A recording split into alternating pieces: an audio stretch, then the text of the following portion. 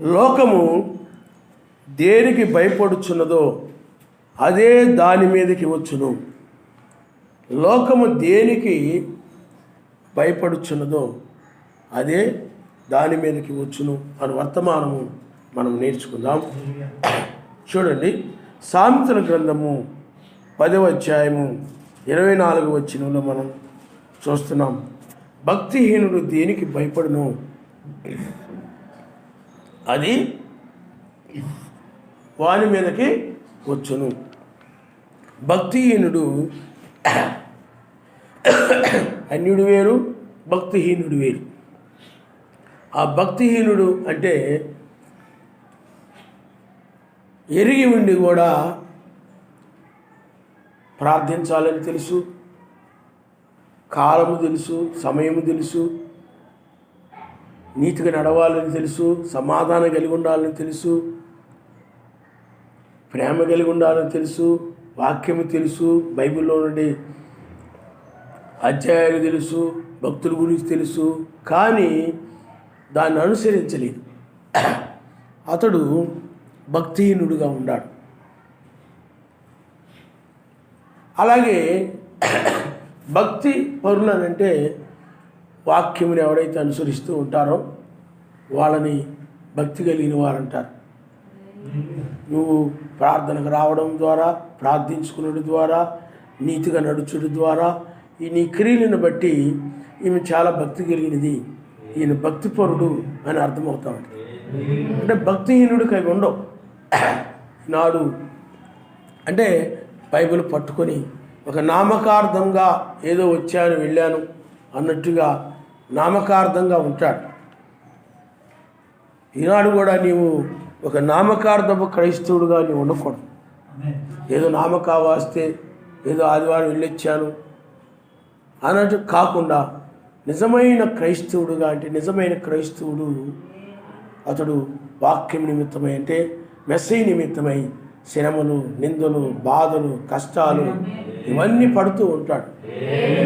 అది ఎంత కఠినమైనప్పటికీ కూడా ఆ వాక్యమును అనుసరించి అతడు నడుస్తూ పోతుంటాడు కనుక అతడు నిజమైనటువంటి క్రైస్తవుడు.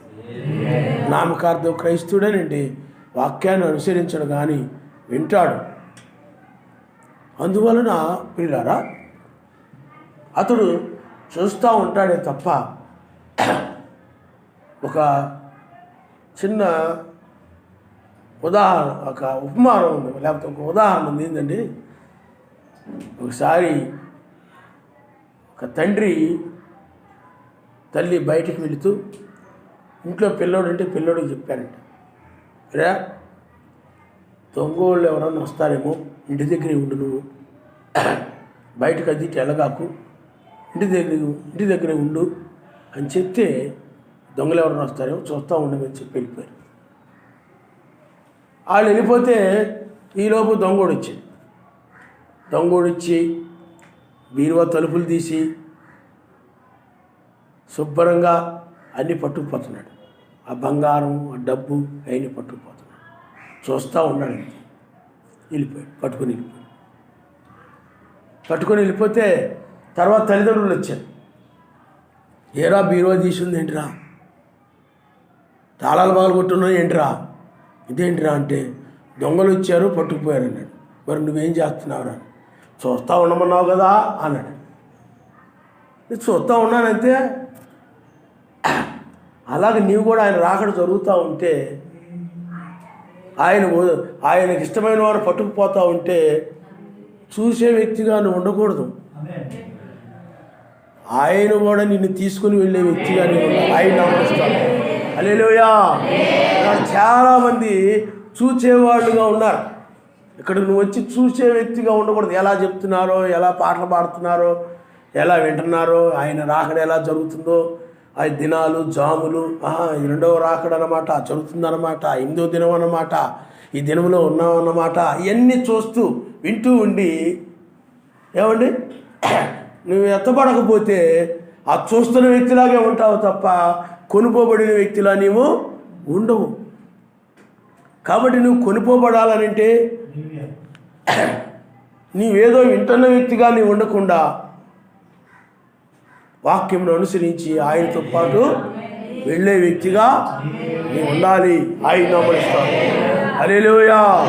కాబట్టి భక్తిహీనుడు దేనికి భయపడునో అదే వాని మీదకి వచ్చునని వాక్యం చెప్తా ఉంది. కాబట్టి ఈ చివరి దినాల్లో మనం ఎక్కడ చూసినా కానీ ఇలాంటి వాళ్ళే ఉన్నారు. భక్తిహీనులు అంటే ఏదో వినేవారుగా మాత్రమే ఉన్నారు. కానీ బైబిల్లో రాయబడింది, మీరు వినుట వరకు మీరు వింటారు కానీ చూచుట వరకు మీరు చూస్తారే కానీ దాన్ని గ్రహింపనేరు అన్నాడు ఆయన.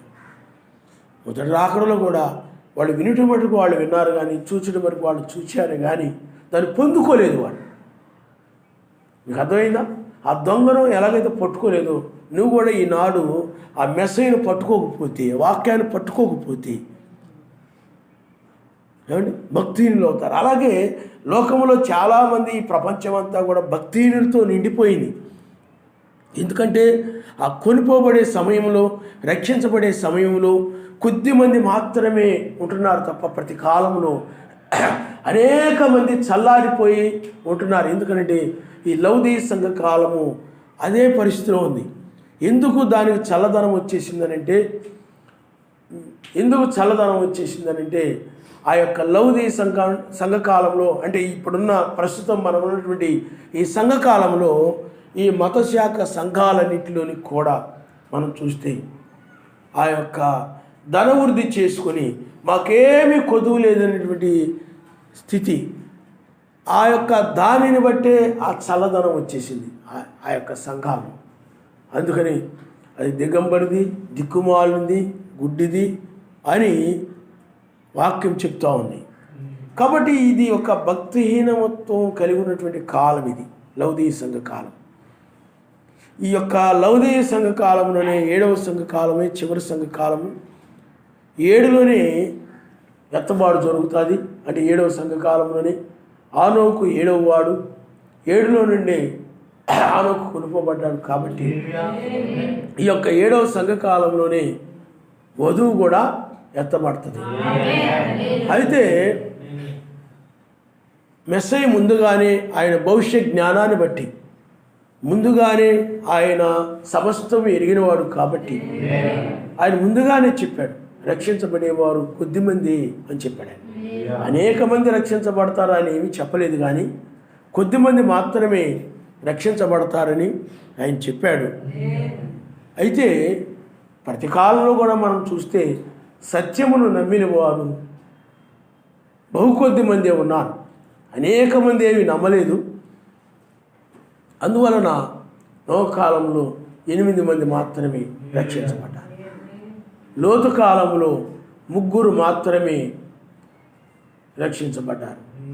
అలాగే మోషే కాలములో 2 మాత్రమే కానానుకి వెళ్ళారు. ఏలియా దినాల్లో ఏలియా ఒక్కడు మనం చూస్తున్నాం. కాబట్టి ఎత్తబడేవారు కొద్ది మంది మాత్రమే. ఈనాడు కూడా ఆ మధ్యాకాశానికి కొనుక్కోబడేవారు కొద్ది మంది మాత్రమే ఉంటారంటే ఆ శాశ్వతమైనటువంటి ఆ యొక్క రాజ్యానికి, ఆ మెస్సీ యొక్క ఆస్తికి వారసులయ్యేవారు కొద్దిమంది. మీకు అర్థమవుతుందండి? అది శాశ్వతమైన దానికి వారసులయ్యేవారు. ఎందుకంటే అబ్రహాము యొక్క స్వాస్థ్యమునకు వారసులయ్యేవారు కొద్దిమంది. ఆ భూమిలో మీకు అర్థమవుతుందండి, ఆ భూమిలో ఆ స్వాస్థ్యమును కలిగి ఉండేవారు. యెహోషువ కాలములో ఎలాగైతే ఆ కానాను దేశంలో ఒక స్వాస్థ్యమును ఆ గోత్రముల వారికి ఎలాగైతే పంచివ్వడం జరిగిందో, అలాగే ఆ యొక్క నూతన భూమి మీదకి మనం కొనుకోబడతాం, నూతన రాజ్యంలోనికి మనం కొనుకోబడతాం, దానికి వారసులు అవుతారు. మీకు అర్థమవుతుందండి? అందుకనే ఆయన యావదాస్తి మీద కూడా ఆయన నియమిస్తాడని వాక్యము చెప్తా ఉంది. శ్రమలు ఉన్నాయి. అందువల్ల ఇప్పుడు నువ్వు ఒక స్వాస్థ్యాన్ని పొందుకోవడానికి వచ్చావు. అంటే నాశనము లేనటువంటిది, వాడబారనటువంటిది దానికి. ఈ పాపులైన వారు, భక్తిహీనులైన వారు ఏంటంటే నశించే వాటికి వారసులు, కాలిపోయి బూడిదయ్యే వాటికి వాళ్ళు వారసులు. వాళ్ళు నశిస్తారు. ఎందుకంటే వాళ్ళు వాటి మీదే మనసు కలిగి వాటిని నమ్ముకొని ఆ విధంగా ఉన్నారు కాబట్టి వాటితో పాటు వాళ్ళు నశిస్తారు. కానీ నీవు శాశ్వతమైన దాన్ని నమ్ముకొని ఉన్నావు కాబట్టి, విశ్వసించావు కాబట్టి దీన్ని నువ్వు పొందుకోవడం అనేది అంటే శాశ్వతమైన ఆ రాజ్యాన్ని దాన్ని పొందుకోవడం అనేది జరుగుతుంది. ఆయన నామములో హల్లెలూయా, హల్లెలూయా. అందుచేత ఈ యొక్క భక్తిహీనత్వము కలిగి ఉండి కాలంలో మనము కొద్ది మందిగా రక్షించబడే వారంగా, ఒక బయలుపాటును కలిగి వారంగా, ఒక దినము 8వ దినమని, జామని ఇవన్నీ ఎరిగిన వారంగా మనం ఉన్నాం. ఆయన నామములో హల్లెలూయా, హల్లెలూయా. మనం ఏ విధంగా ఎరిగి ఉన్నామనంటే ఈ యొక్క సంఖ్యలు ఈ కాలాన్ని తెలియజేస్తూ ఉన్నాయి. సంఖ్యలు ఎలా కాలాన్ని తెలియజేస్తున్నాయి అంటే ఇప్పుడు 6000 సంవత్సరాలు వచ్చాయి. ఒక ముగింపు అనేది మనకు అర్థమవుతుంది. సంఖ్యలు ముగింపును తెలియజేస్తాం, ముగింపును తెలియజేయడం మనం చూస్తూ ఉన్నాం. ఆ తర్వాత 7వ సంఘకాలము ముగింపును చూపిస్తూ ఉంది. దీని తరువాత ఏ సంఘకాలం కూడా లేదు. అలాగే 8వ దినములో మనం ఉన్నాం. ముగింపు అది వేకువజాములో ఈ ముగింపు. 3లో ముగింపు, ఏలియా యాత్ర ముగించబడింది. బైబిల్లో 8లో వేకువజాములో ఆ కాలంలో నోవహు, లోతు వాళ్ళ యాత్ర ముగించబడింది. 7లో హానోకు యాత్ర ముగించబడింది. అలాగే 120 సంవత్సరాలు, ఆ నోహు కాలం 120 సంవత్సరాలు ముగింపును చూపిస్తూ ఉంది. అలాగే ఇప్పుడు కూడా 120 సంవత్సరాలు ముగింపు మనకు కనబడతా ఉంది. ఇక్కడ ముగింపులో ఉన్నాం మనం. అలాగే బ్రహ్మాం గారు 1909లో పుట్టారు, 1965లో నిద్రించారు, 56 సంవత్సరాలు. నేను 1969లో పుట్టడం, ఆ తర్వాత తెల్లవారుజాము 2025లో ముగుస్తూ ఉంది, 56 సంవత్సరాలు. అన్నీ కూడా ముగింపును చూపిస్తూ ఉన్నాయి. కాబట్టి మనము ముగింపులో ఉన్నాము. ఈనాడు ఈ ముగింపులో ఉన్నటువంటి సమయంలో ప్రపంచంలో పరిస్థితులు కూడా అదే విధంగా ఉన్నాయి. ప్రపంచంలో మొన్నటి వరకు కరోనా, దానివల్ల ప్రపంచం ఏమైపోయిందంటే అల్లకల్లోలం అయిపోయింది. అది ఏ దేశానికో ఒక ప్రాంతానికో కాకుండా ప్రపంచం అంతా కూడా దాని గురించి భయపడిపోయారు. అంటే భక్తిహీనులు ఏమైపోతున్నారంటే భయపడుతున్నారు. ఆ కరోనా వచ్చిద్దేమో, అదిలా అయిపోద్దేమో, ఇదిలా అయిపోద్దేమో అని భయపడిపోతూ ఉన్నారు. అలాగే ఇప్పుడు ఒక యుద్ధము రష్యాకి ఉక్రెయిన్ దేశానికి యుద్ధం జరుగుతూ ఉంది. ఆ యుద్ధంలో కూడా ఆ యొక్క దేశంలో, అది చాలా చిన్న దేశం, ఉక్రెయిన్ దేశం, ఆ దేశంలో ఈ రష్యా వచ్చి ఆ యొక్క బాంబులు వేయడం వలన ఆ యొక్క దేశంలో అనేక మంది ఆస్తులు, ఆ గవర్నమెంట్ ఆస్తులు అనేకమైనవి కూడా నాశనమైపోతూ ఉన్నాయి. ఈ అంతేకాకుండా ఆ యొక్క రష్యా కూడా మూర్ఖంగా వెళ్ళిపోతూ ఉంది. చెప్పిన మాట వినకుండా, ఏమండి, అది మంచి పని కాదన్నప్పటికీ కూడా అక్కడ జనం అంతా కూడా అనాథలైపోవడం, చాలామంది చనిపోవడం, తప్పించుకొని వేరే ప్రాంతాలకు వాళ్ళు వెళ్ళిపోవడం, చాలా భయంకరమైన పరిస్థితి అక్కడ కనబడతా ఉంది. అంతేకాకుండా రష్యా దగ్గర అణుబాంబులు ఉన్నాయి, అణుబాంబులు ఉన్నాయి. చాలా భయంకరమైన పరిస్థితి కనబడతా ఉంది ఇప్పుడు చూస్తే. ఎందుకు ప్రపంచం అంతా భయపడుతుందనంటే ప్రపంచంలో అణుబాంబులు ఉన్నాయి. మన దగ్గర ఉన్నాయంటే భారతదేశంలో ఉన్నాయి, చైనాలో ఉన్నాయి, అమెరికా దగ్గర ఉన్నాయి, నాటో దేశాలు అంటే కొన్ని దేశాలని కలిపి ఒక కూటమిగా ఏర్పడ్డాయి. ఒక కూటమిగా ఏర్పడి వాళ్ళందరూ కూడా మన కూటమిలో ఎవరి మీద అయినా ఒకరు కనుక యుద్ధానికి వస్తే అందరూ కలిసి వెళ్ళేలాగా ఆ కూటమిగా ఏర్పడ్డారు. యూరోపియన్ కంట్రీస్, అమెరికా ఇవన్నీ ఉన్నాయి. ఇవన్నీ కూడా మనం చూస్తే ప్రపంచంలో ప్రస్తుత పరిస్థితులు మనం చూస్తే ప్రపంచము మూడవ ప్రపంచ యుద్ధం కనుక వస్తే భూమి మీద ఏమీ మిగలదని, ఒక దేశం మీద ఒక దేశం కనుక, ఎందుకంటే మూడవ ప్రపంచ యుద్ధం వస్తే ఆ యొక్క 2 భాగాలు అయిపోతాయి. అమెరికా వైపు కొన్ని దేశాలు ఉంటాయి, ఎందుకంటే ఇప్పుడు అమెరికాయే అగ్రరాజ్యంగా కనబడతా ఉంది. అలాగే రష్యా, అది మిలిటరీలో చాలా ప్రపంచంలోనే నెంబర్ 1గా ఉందని చెప్తుంటారు. అది ఒకవైపు ఆ విధంగా ఆయుధాలను కలిగి ఉంది. కాబట్టి ఇప్పుడు అణుయుద్ధము కనుక వచ్చేస్తేమో, ఎందుకంటే ఆ రష్యా అధ్యక్షుడు ఒక పిచ్చివాడులా కనపడుతున్నాడు. అంటే ఆ ప్రజలు ఆస్తులు అన్నీ నాశనం అయిపోతున్నా కానీ ఇంకా ప్రపంచమంతా కూడా ఆ యుద్ధము ఆపమని, లేకపోతే ప్రజలందరూ కూడా ధర్నాలు చేస్తూ అవన్నీ చేస్తూ ఉంటే ఈ యొక్క రష్యా మాత్రము మీ అంతా కూడా చూస్తాం, మీరు కనుక తలదూరిస్తే అని చెప్పి ఆ నాటో దేశాలంటే అమెరికా, మిగతా దేశాలన్నింటినీ కూడా ఈ పుతిన్ అంటే రష్యా అధ్యక్షుడు హెచ్చరిస్తూ ఉన్నాడు. అందువలన మూడవ ప్రపంచ యుద్ధం కనుక వస్తే ఏమీ మిగలదు. ఆ యొక్క పుతిన్ కూడా ఏం చేశాడనంటే, అతను ఇంకా 14 సంవత్సరాలు అధ్యక్షుడిగా ఉండేలాగా ఆయన అధికారంలోకి వచ్చాక రాజ్యాంగాన్ని మార్చుకున్నాడు. అందువల్ల ఇతడే 14 సంవత్సరాలు ఉంటాడు. ఇంకా ఆయన చిత్తం కాబట్టి ఇంకోడు వచ్చాడు అనుకోండి, వాడైనా ప్రమాదకరమైనడే ఉంటాడు.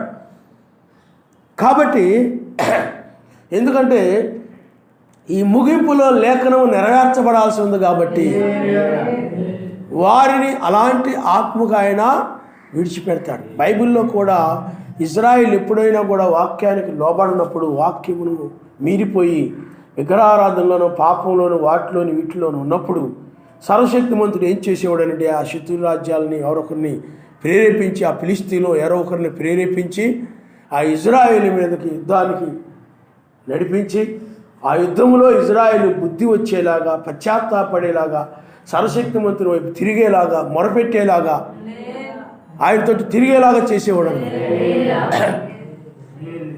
కాబట్టి ఇప్పుడు ఈ ప్రపంచంలో కూడా ఈ మూడవ ప్రపంచ యుద్ధము వస్తుంది. అందుట్లో ఏమాత్రం డౌట్ లేదు. కారణం ఎందుకంటే బైబిల్లో మూడవ ప్రపంచ యుద్ధం గురించి ఉంది. అదే హెర్మగెద్దోను యుద్ధం. 1000 ఏళ్ల పాలన తర్వాత ఒక యుద్ధం ఉంది, అది గోగు మాగోగు యుద్ధం. ఇది హెర్మగెద్దోను యుద్ధం. ఈ యుద్ధంలో మూడవ ప్రపంచం అంటారు ఈ యుద్ధాన్ని. ఈ మూడవ ప్రపంచము చాలా భయంకరంగా ఉండబోతుంది. కారణం ఎందుకంటే ఈ మూడవ ప్రపంచ యుద్ధంలో అణుబాంబులు ఉపయోగించబడతాయి. ఈ మూడవ ప్రపంచ యుద్ధం తర్వాతే 1000 ఏళ్ల పాలన వస్తుందని బైబిల్ చెప్తుంది. అందుచేత ఈ ప్రపంచంలో పరిస్థితులు చూసినప్పుడు చాలా భయంకరంగా కనబడతా ఉన్నాయి. అణుబాంబులు కూడా సిద్ధముగా ఉన్నాయి. కాబట్టి జనము కూడా ఏమైపోతున్నారనండి, ప్రపంచం అంటే ఆ ప్రపంచంలో నుండి జరుగుతున్న యుద్ధాలు, ఈ కరోనా, దాని తర్వాత మరలా యుద్ధం రావడం, ఈ యుద్ధం వల్ల కూడా అన్ని రేట్లు పెరిగిపోతాయి. అన్నీ కూడా ఎందుకంటే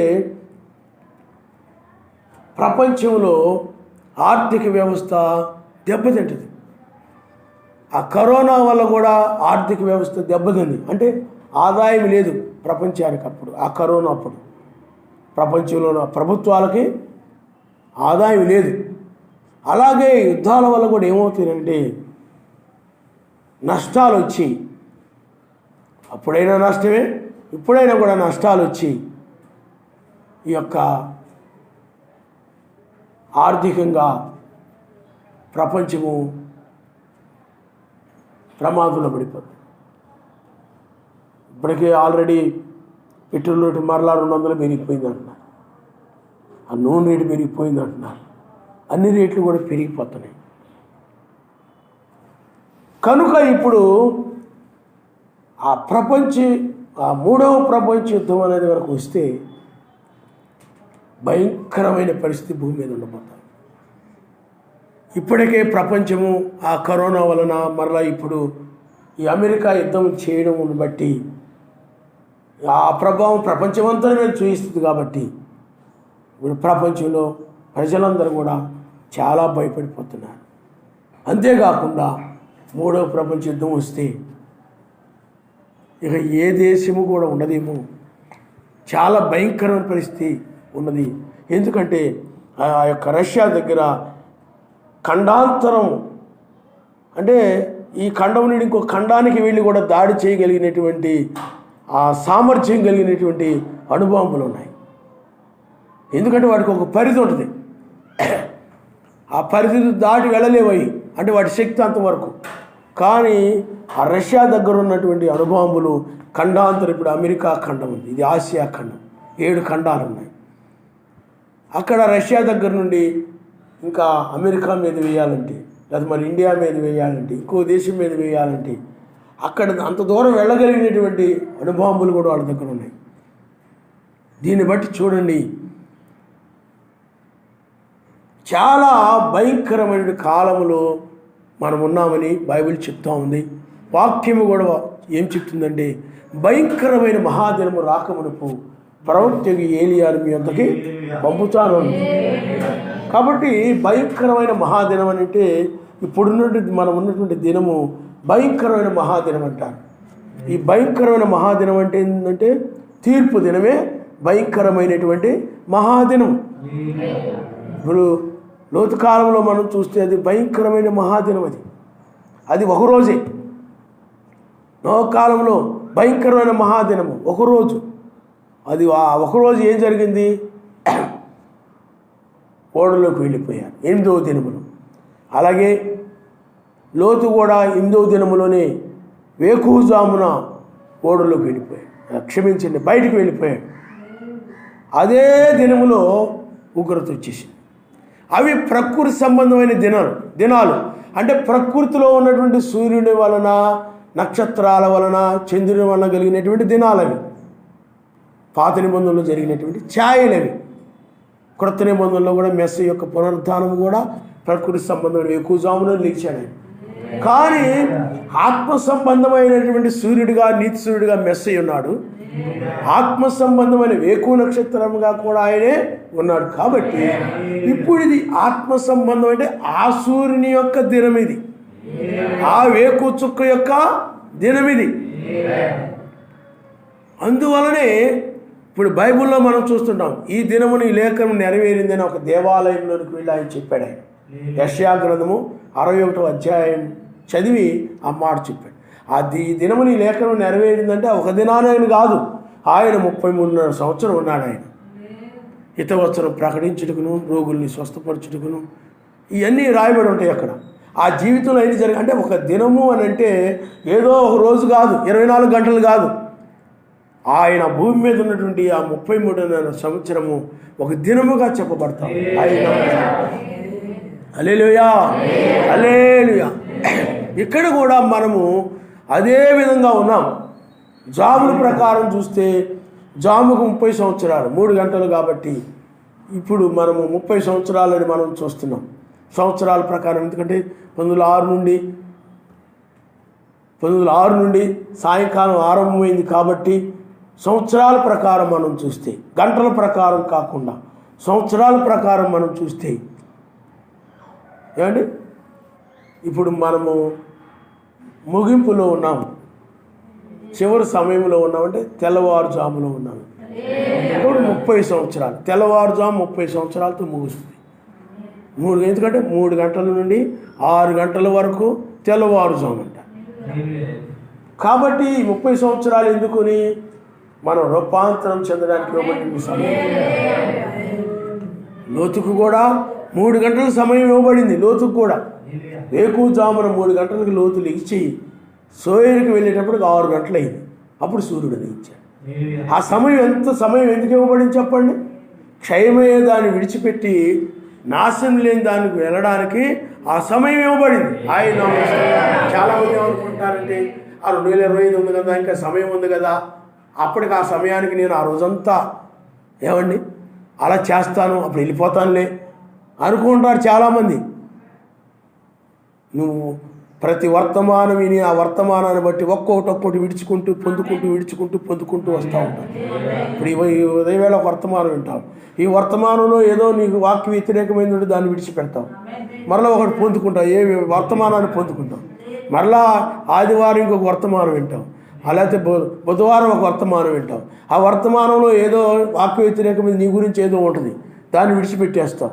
అలా విడిచిపెట్టేసి ఇంకోటి ఆ వాక్యం ఏం చెప్తుంది దాన్ని పొందుకుంటావు. అలాగ విడిచిపెడుతూ పొందుకుంటూ నువ్వు ఆ సమయంకి వచ్చేటప్పటికి క్షయమయ్యేదంతా కూడా నేను విడిచిపెట్టేసి నీవు నాశనం లేనటువంటి దాన్ని నువ్వు పొందుకుని ఉంటావు, ధరించుకొని ఉంటావు. అదే అక్షయతని ధరించుకోవడం అనేది జరుగుతుంది. కాబట్టి చాలామంది ఏమనుకుంటారంటే ఇంకా సమయం ఉంది కదా, అలాంటి వాళ్ళందరూ మోసపోతారు, అలాంటి వాళ్ళందరూ ప్రమాదంలో పడిపోతారు. లోతు అనుకొని ఉండొచ్చు, ఏమండి ఆ స్క్వేర్కి ఇంకా టైం ఉంది కదా, ఆ గంటలో వేగంగా వెళ్ళిపోతానులే, అప్పుడే ఎందుకు పడుకుందాం అనుకుని 4 గంటలకు 5 గంటలకు లేవలేదు.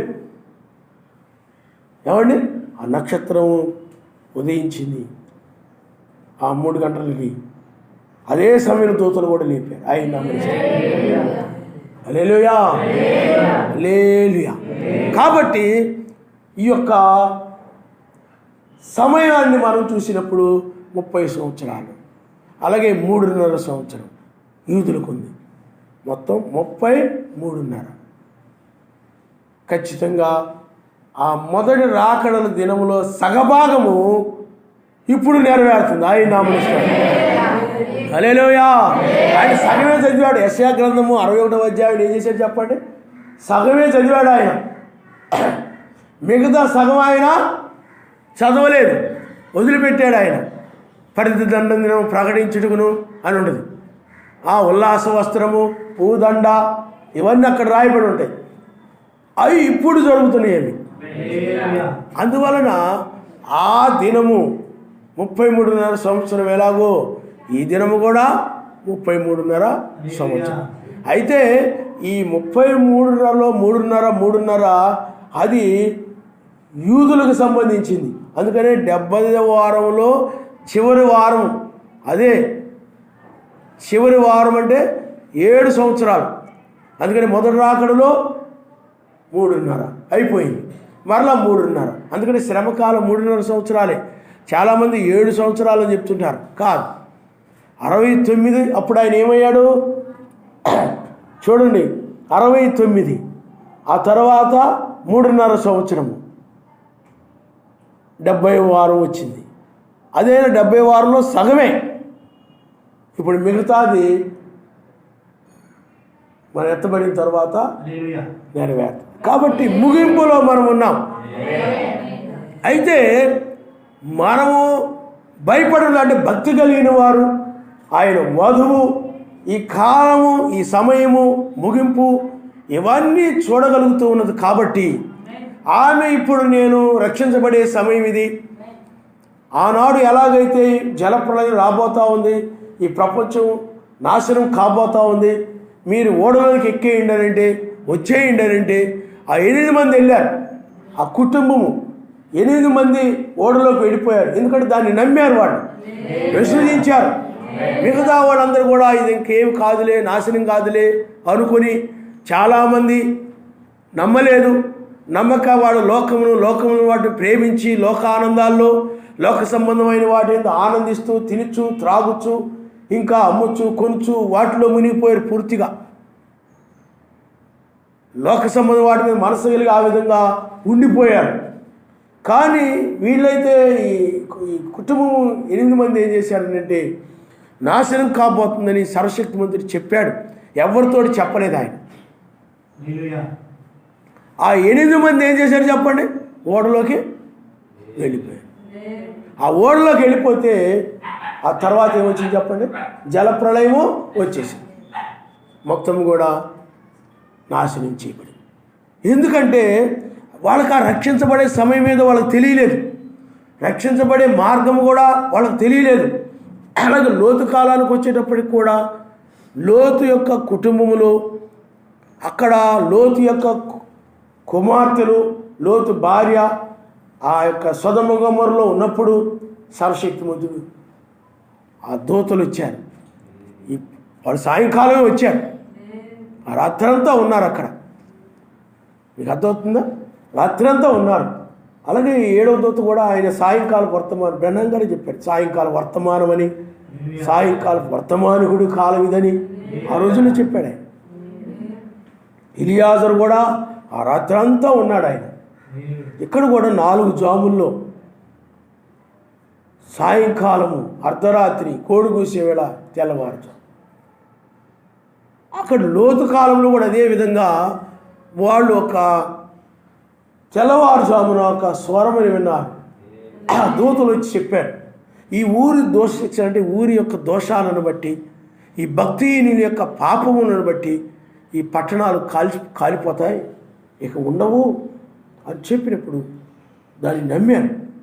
నమ్మి ఇంక వాళ్ళు ఇక కాలిపోయే దాని మీద మనం మనసు పెట్టుకోకూడదు. బొగ్గుగా మారిపోయేటువంటి యొక్క పట్టణంలో బిల్డింగుల మీద, వాళ్ళ ఆస్తుల మీద, ఇంకా వస్తువుల మీద, వాటి మీద, వీటి మీద మనం మనసు పెట్టుకోకూడదు. వాటి మీద మనసు పెట్టుకొని మనం ఏమీ చేయకూడదు అనుకుని వాళ్ళు ఏం చేశారంటే వాటి వైపు చూడకుండా, వాటి వైపు మనసు పెట్టుకోకుండా, అంటే బైబిల్ చెప్తుంది అది వెనకదట్టు చూడకుండా అన్నది బైబిల్. వాళ్ళు ఎక్కడికి వెళ్ళాలో దాని వైపు గురించి, ఆ సోయరు వైపు మనసు ఉంచి వాళ్ళు వెళ్ళిపోయారు. అందులో లోతు భార్య ఏం చేసిందనంటే సందేహించింది. దూతల మాటలు ఏం చేసింది చెప్పండి? సందేహించి ఆమె నమ్మల. ఈ పట్టణంలో నాశనం కాబోతున్నాయంటే నమ్మక ఆవిడ ఏం చేసిందంటే, అలాగంటారు కానీ ఏం కావులే, చెప్పాల్సి ఆలస్యం, చెప్పు నుంచి చెప్తున్నారు కదా, ఏదో ఇప్పుడు క్రైస్తవులు ఎలా అనుకుంటారో అలాగ అనుకొని ఆమె నమ్మకం ఏం చేసిందనండి వాటి మీద మనసు పెట్టుకుంది. సొదొమ గొమొర్రాలో ఉండండి వాళ్ళు కలిగి ఉన్న ఆస్తుల మీద, భూముల మీద ఏవేవి ఉన్నాయి వాళ్ళకి. లోతు కూడా గొప్ప ఆస్తిపరుడి. ఎందుకంటే అతడు ఆ గవిని యొద్ద పెద్దలతో పాటు ఉండేవాడు. సామాన్యుడైతే అక్కడ ఉండడం, గొప్ప ఆస్తి కలిగిన వాడి. ఆమె ఒక బ్రహ్మం గారు అంటే ఆమె ఒక మేయర్ అయి ఉండొచ్చు అంటాడు. అలాగా వాళ్ళు ఉన్నారు. ఆమె నమ్మలేదు, ఎంత కాలిపోద్ది, బూడిదైపోద్ది, ఇవేమి ఉండవు అని. అంటే ఆమె నమ్మకుండా ఏం చేసిందనంటే, మేము ఎంతో కష్టపడి సంపాదించాం, ఎంతో కష్టపడి మేము కొనుక్కున్నాం, ఎంతో కష్టపడి మేము కట్టుకున్నాం, ఎంతో కష్టపడి మేము దాచుకున్నాం, ఆ వస్తువులు ఈ వస్తువులు ఎన్నో కొనుక్కున్నాం మేము, చాలా మా కష్టార్జితం అది, మా శ్రమ అది. ఏమండి, శ్రమపడి ఆ డబ్బు మేము సంపాదించుకొని మేము ఆ యొక్క స్థలాలు కొన్నాం, పొలాలు కొనుక్కున్నాం, భూములు కొనుక్కున్నాం, బంగారం కొనుక్కున్నాం, ఇవన్నీ కొనుక్కున్నాం. మరి అని ఆమెకు ఆ వ్యామోహాలు వాటి మీద మనసు లాగేసింది. మీకు అర్థమైందా? లాగేసినప్పుడు ఏమైపోయింది చెప్పండి? ఆ మాట వెనకతోటి చూడకుండా వెళ్ళిపోమని దూతలు ఎప్పుడైతే చెప్పారో ఆ మాట ఆమె విననందువలన ఏమైపోయింది చెప్పండి? శాపం వచ్చేసింది. ఆ మీదకి ఏమొచ్చింది? శాపం వచ్చింది. అందుకనే మలాఖీ గ్రంథంలో రాయబడి ఉంటుంది, ఆయన వచ్చి దేశంలో శపించకుండానట్లు ఆయన పిల్లల హృదయమును క్షమించండి తండ్రుల హృదయమును పిల్లలు తట్టుకును, పిల్లల హృదయమును తండ్రులు తట్టుకుని తిప్పుతాడను ఆయన నామనిస్తాడు. మలాఖీలో రాయబడింది ఆ దేశం నుంచి శపించకుండానట్లు. ఇప్పుడు కూడా పిల్లారా, లోకాన్ని ఆయన ఏం చేశాడనంటే, మనము రాహాబుని స్త్రీ కాలంలో కూడా మనం చూస్తూ ఉంటాం. ఈ పట్టణము శపితమైంది కాబట్టి మీరు ఏమి కూడా దీన్ని దీని మీద మీరు మనసు పెట్టుకుని దీన్ని ఆశించి ఏమి దొంగిలించొద్దు, ఏమి చేయొద్దు. ఆకారాన పడిన వాడు దాన్ని నమ్మలా, విశ్వసించాల. వాడు ఆ యొక్క కాలిపోయేటువంటి, దహించి వేయబడినటువంటి ఆ పట్టణంలో సంబంధించిన వాటి మీద ఈ ఆకాన్ అనబడిన వాడు మనసు పెట్టుకుని వాడిని దొంగిలించి ఏమైపోయింది చెప్పండి? శాపం వచ్చింది. అతడి శాపాన్ని బట్టి అతడు రాళ్ళతో కొట్టబడి చంపబడ్డాడు. అలాగే లోతు భార్య కూడా ఆ విధంగా శాపం వచ్చేసింది ఆమెకి. ఆమె ఇంకా ఉప్పు స్తంభం అయిపోయింది. ఆమె రక్షించబడాలి. అందుకని లోతు భార్యని మీరు జ్ఞాపకం చేసుకోండి అన్నాడు ఆయన. ఎప్పుడు? లోకాసువార్త 17వ అధ్యాయంలో ఈ రెండవ రాకడ గురించి చెప్తూనే చెప్పాడు అన్నమాట. లోతు భార్యని మీరు జ్ఞాపకం చేసుకుని ఈ రెండవ రాకడ గురించి చెప్తూనే మీరు కూడా లోతు భార్యలాగా ఉన్నారంటే, లోతు భార్యలాగా మీరు కూడా లోకం తట్టు మీ మనసు పెట్టుకున్నారంటే, ఆశించారంటే, మీరు కూడా ఆమెకి ఏ గతి పట్టిందో మీకు కూడా అదే గతి పడుతుంది అని చెప్పి లోతు భార్యను జ్ఞాపకం చేసుకొని చెప్పాడు ఆయన. హల్లెలూయా. ఆ సమయము వాళ్ళకు మాత్రమే చెప్పబడింది కాబట్టి, వాళ్ళ దగ్గరకు మాత్రమే రహస్యంగా వచ్చి చెప్పాడు కాబట్టి వాళ్ళు ఇది నాశనం కాబోతుందిరా అని వాళ్ళు ఏం చేశారంటే నాశనము లేనిటువంటి ప్రాంతానికి వెళ్ళారు. ఆయన నామనిస్తాడు. హల్లెలూయా, హల్లెలూయా. ఆయన కూడా ఇప్పుడు ఈ రెండవ రాకడలో కూడా ఆయన ఏం చేశాడనండి, తన రాజ్యముతో దిగి వచ్చాడు ఆయన. తన రాజ్యం అంటే నూతన యెరూషలేము. ఆ యెరూషలేములోనికి ఎందుకు తీసుకొచ్చాడు ఆయన? నీవు ఈ లోకాన్ని విడిచిపెట్టేసి ఈ యెరూషలేములోను ప్రవేశించాలి. అప్పుడు ఈ యెరూషలేమును ధరించుకుని నువ్వు పైకి వెళ్ళిపోతావు అన్నమాట. అందుకని వచ్చాడు. ఆ రోజుల్లో మనం పాత నిబంధన కాలంలో ఆ యొక్క రక్షించబడడానికి ఆశ్రయపురాలు ఉండేవి, 6 ఉండేవి. వాటిలో పరిగెత్తి తమ ప్రాణాలు కాపాడుకునేవారు. ఈనాడు కూడా నీ ప్రాణాన్ని కాపాడుకోవడం కోసం ప్రపంచం యొక్క దోషశిక్షలో నువ్వు నశించిపోకుండా ఉండడం కోసము నీ కోసమై ఆనాడు ఓడ ఎలాగో సోయేడు ఎలాగో ఇప్పుడు ఈ పట్టణంలోనికి ప్రవేశించాలి. ఆ పట్టణంలోకి ప్రవేశించడం పట్టణమే కనపట్టలేదు కదండి. ఇది అదృశ్య పట్టణం. ఇది ఈ శరీరం మారాక అప్పుడు నువ్వు దృశ్యంగా చూడగలుగుతావు. అదృశ్య రాజ్యాన్ని, ఆ 1000 ఏళ్ల పాలన నీవు చూడగలుగుతావు తప్ప ఈ శరీరంలో ఉండగా చూసేది కాదు. అది ఈ నశించే శరీరంలో ఉండగా చూసేవి కాదు. మరి యోహాను గారు చూశారు, దర్శనంలో చూశాడు ఆయన. మీకు అర్థమవుతుందా? అలాగా శరీరం మారాకే ఆయన కూడా కలుసుకుంటారు మధ్యాకాశంలో. శరీరం మారినోళ్ళు కలుసుకోరు. అందుకే బైబిల్ చెప్తుంది, ఈ శరీరంలో ఉన్నంత కాలము ఆయనకు మనం దూరంగా ఉన్నామని అని బైబిల్లో. కాబట్టి ఆ యొక్క పట్టణముతో వచ్చాడు ఆయన. ఇప్పుడు నీవు ఈ పట్టణములోనికి రక్షించబడాలంటే ప్రవేశించాలి. కాబట్టి ఎందుకంటే ఈ సమయం మనకు తెలుసు, ఎక్కడికి వెళితే మనకు రక్షణ కలుగుతుందో. ఆనాడు ఓడలకు వెళితే రక్షణ కలుగుతుందని ఆ యొక్క 8 మంది ఎరిగి ఆ ఓడలోకి వెళ్ళిపోయారు. ఆ యొక్క సోయరుకి వెళితే రక్షణ కలుగుతుందని ఆ 3 సోయరుకి వెళ్ళారు. ఈనాడు కూడా ఒక సోయరుకో ఓడలోకో లేదా కొండ మీదకో వేరే ఊరో ఆ ఊరో ఈ ఊరో కాదు, నీవు ఈ పట్టణంలోనికి ప్రవేశించాలి. ఎందుకంటే సాలేము రాజు నీతి సమాధానం పరిశుద్ధాత్మేంద్ర ఆనందం కలిగిన పట్టణంతో వచ్చాడు. నీవు నీతి సమాధానం కలిగి ఉన్నావు అనుకోండి, ఈ పట్టణంలో ప్రవేశించినట్లే.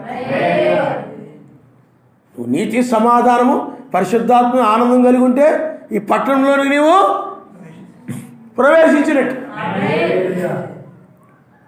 అప్పుడు ఈ పట్టణంలోనికి ఎప్పుడైతే నువ్వు ప్రవేశిస్తావో అప్పుడు పైకి కొనుకోబడ్డం అనేది జరుగుతుంది. తెల్లవారుజాములో 8వ దినములో అప్పుడు భూమి మీదకి ఏమొస్తుందండి, శ్రమకాలం అనేది వచ్చేస్తాయి. కాబట్టి మీరు భక్తి కలిగిన వారు ఆ రోజుల్లో ఒక ఉగ్రత రాబోతూ ఉందంటే, జలప్రలయం రాబోతూ ఉందని సర్వశక్తి మంత్రులు చెప్పిన భయపడలేదు. కారణం ఎందుకనంటే వారికి ఒక ఓడ ఉంది. ఆ ఓడను బట్టి ఆ ఓడను బట్టి ఆ ఓడలోనికి వాడు ప్రవేశించిన దానిని బట్టి వాళ్ళు భయపడకుండా ధైర్యంగా ఉన్నారు. జలప్రలయం వచ్చినా ఏది వచ్చినా మాకేమీ అవ్వదని. మీకు అర్థమవుతుందండి? దానిలో ప్రవేశించడం ద్వారా ధైర్యం వచ్చింది వాళ్ళకి. అలాగే లోతు కాలంలో కూడా ఆ భక్తి కలిగిన వారు బైబిల్లో అతను నీతిమంతుడని రాయబడింది. ఆ కాలానికి సంబంధించిన ఆ నీతిలో అంటే అబ్రాహాము గారి వల్లే లోతు వాగ్దానాలను పొందలేదు, కానీ అబ్రాహాము గారిని బట్టి అతను ఏమైనాడు చెప్పండి? నీతిమంతుడై ఉన్నాడు. కాబట్టి ఆ కాలంలో వారు సోయరుకు వచ్చినప్పుడు వారు ధైర్యముగా ఉన్నారు. ఆయన రెక్కల క్రింద ఆయన సన్నిధిలో ఏముండదు చెప్పండి? ధైర్యం కలుగుతుంది. నీవు నీతిమంతుడిగా జీవిస్తూ సర్వశక్తిమంతుడితో కానీ మనుషులతో కానీ ఏ విరోధమైన ఆలోచనలు లేకుండా, ఏ విరోధము లేకుండా, ఏమండి, అలాగే పరిశుద్ధాత్మేందు ఆనందిస్తూ నీవు ఆ విధంగా ఉన్నప్పుడు, అంటే సర్వశక్తిమంతుడు నీకు మధ్య విరోధం లేకుండా ఆ విధంగా ఎక్కడికక్కడ నువ్వు సమాధాన పడుతూ, ఏమైనా దృష్టిలో నీకు విరోధం కనిపిస్తే, ఇది తప్పు అనిపిస్తే సమాధాన పడుతుంటావు. నీకు అర్థమవుతుందా? ఏదైనా ఇదిగో నేను ఈ వాక్యాన్ని మీరిపోయాను, నేను ఈ ప్రార్థన మీరిపోయాను, ఆమెను చెప్పడం అనేది మీరిపోయాను, లేకపోతే అల్లులే చెప్పడం అనేది మీరిపోయాను, వందనాలు చెప్పడం అనేది మీరిపోయాను, నాయన నన్ను క్షమించిన ఆయన నువ్వు ప్రతి విషయంలో కూడా. కొంతమంది అయితే అసలు ఆ ప్రార్థన చేసుకోవాలని ఆలోచన ఉండదు. ఆజ్ఞని మీరిపోయినప్పుడు ప్రార్థన చేసుకోవాలని అనుకోరు. క్షమించమని ఆయన అడగాలని అనుకోరు. అసలు ఆ విధంగా క్షమించమని ప్రార్థన చేయరు, వినేసి వదిలేస్తారు. అలాగా ఆమెనని చెప్పలేదు అనుకోండి, నాయన నన్ను క్షమించిన ఆయన నేను ఆమెనని చెప్పలేదు అని అన్నాం. ఆమెనని చెప్పండి అమ్మా అన్నాం అనుకోండి, అలాగే అంటారంతే. ఈ టైప్ వాడు సమాధానం కలిగలేరు. ఆయనతోటి సమాధానం కలిగి ఉండాలంటే ఏముండాలి చెప్పండి? పశ్చాత్తాపం కావాలి. పశ్చాత్తాపం ద్వారానే సమాధానం కలుగుతుంది. గుర్రంతే సమాధానం రాదు. ఒప్పుకోవాలి. నువ్వేం చేయాలి? అయ్యా నేను ఇప్పటి వరకు వందనాలు చెప్పలేదు, లేకపోతే నేను ఇలాగా స్తుతించలేదు, నిన్ను నీ వాక్యానికి నేను ఆమెనని చెప్పలేదు, నేను బైబిల్లో అలాగా చెప్పిన సందర్భాలు ఉన్నాయి, నేను అలాగ చెప్పలేదు నాయన, మీ ఎత్తపడతాం ఇప్పుడు అన్నప్పుడు ఆమెనని అనాలి, నేను అనలేదు నాయన, నన్ను క్షమించు నాయన అన్ని నువ్వు ఎప్పుడైతే అంటావో నీకు ఆయనకి మధ్య సమాధానం వస్తుంది. అలా కాకుండా విన్నావు అనుకో, నువ్వు ప్రేక్షకుడివే. ప్రేక్షకులు ఏం చేస్తారు చెప్పండి? వింటారంతే. ఆమెనని చెప్పండి అమ్మా అన్నావు అనుకోండి, మీరు ప్రతి వర్తమానంలో చెప్పినప్పుడు చెప్తున్నారు, తర్వాత మరలా జ్ఞాపకం చేయకపోతే మర్చిపోయి కూర్చుంటున్నారు కొంతమంది అన్నావు అనుకోండి, చెప్పండి అమ్మా అన్నావు అనుకోండి, అలా అన్నారు వాళ్ళు ప్రేక్షకులు. పశ్చాత్తాపడిన వాళ్ళ జీవితంలో, అందుకనే పశ్చాత్తాపడి సమాధాన పడతారు చూసారా, వాళ్ళు నిజమైన ఆయన ఏదని మీరిపోయినప్పుడు. పశ్చాత్తాపడకుండా ఆలకించి అవును నిజమే ఒప్పుకుంటారు వాళ్ళు, కానీ నెరవేర్చరు. వాళ్ళు బుర్రు వెళ్ళిపోతారు చూడండి, ప్రేక్షకులు వాళ్ళు చూసేవాళ్ళు అంతే, ఆలకిస్తారు అంతే. వాళ్ళ హృదయం నువ్వు పాపం చేసావు, నువ్వు వాక్యం మీరిపోయావు, అది తప్పని చెప్పదు. చెప్పకపోయేటప్పుడు వాళ్ళు అలా కూర్చొని ఆలకిస్తూ ఉంటారు అంతే. పరిశుద్ధాత్మ ఏం చేస్తుందంటే ఒక వ్యక్తిని ఆ వాక్యాన్ని మీరిపోయినప్పుడు దోషాన్ని చూపిస్తుంది. దోషివి నువ్వు దోషివి అని ఆ దోషాన్ని బట్టి వాళ్ళు నన్ను క్షమించిన ఆయన అంటారు. అది కదిలించబడ్డం అంటారు. కదిలించబడినప్పుడే వ్యక్తి పశ్చాత్తాపడతాడు. నీలో ఆత్మ కదలిక లేదనుకోండి, చాలామందిలో ఆ కదలిక ఉండదు. వీళ్ళే విడిచిపెట్టుబడే బాపుతో ఆ కదలికలు ఉన్న వాళ్ళు ఏం చేస్తారంటే వింటారు, కానీ వాళ్ళ జీవితంలో వాక్యం మీరిపోయి ఉంటారు. అయినా కానీ కనీసం దాని గురించి పశ్చాత్తాపం కలగదు. వాళ్ళు బాధ ఇది వాక్యం మీరిపోయిన అలాంటి వారే ప్రమాదంలో పడతారు. మీ వర్తమానం వింటున్నాం కదండి నువ్వు అనొచ్చు. లోతు భార్య కూడా అందే, వెళ్ళలేదా? ఎక్కువజామున నిద్ర మేలుకున్న దాని గురించి ఊరితో శిక్షలు నశించిపోకుండా బయటికి రండి. లోతు భార్య కూడా ఉంది.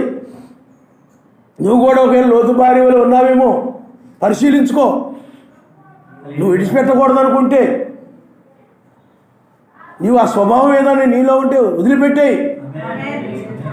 కాబట్టి పిల్లారా, ఆ లోకమును సమస్తం ఇది విడిచిపెట్టే సమయంలో వాళ్ళు ఎరిగి, వాటి మీద మనస్సును విడిచిపెట్టే సమయంలో వాళ్ళు ఎరిగి వాళ్ళు ఏమైపోయారంటే రక్షించబడ్డారు. మనము కూడా అదే సమయంలో ఉన్నాము. కాబట్టి మనం ఇప్పుడు నీతి, సమాధానం, పరిశుద్ధాత్మ మీద ఆనందం కలిగి ఉన్న వ్యక్తి ఏం చేస్తాడనండి, ఆయన దృష్టిలో నేను నీతిమంతుడిగా ఉన్నాను, నాకు ఏదైనా ఆయనకి నాకు మధ్య విరోధంగా ఏదైనా అనిపించినప్పుడు, వాక్యం విన్నప్పుడు కానీ, బైబిల్ చదివినప్పుడు కానీ, లేకపోతే ఆ ప్రతి వర్తమానంలో కూడా ఏదైనా నా తప్పులు కనపడినప్పుడు, ఈ మాటలు లేనన్నప్పుడు నేను ఆయనతో ఏడ్చి నన్ను క్షమించిన అని నేను సమాధాన పడ్డాను. ఒకవేళ సహోదరుల విషయంలో ఏమైనా విరోధ ఆలోచనలు ఉన్నట్లయితే వాళ్ళ విషయంలో కూడా నన్ను క్షమించండి అని నేను సమాధాన పడ్డాను.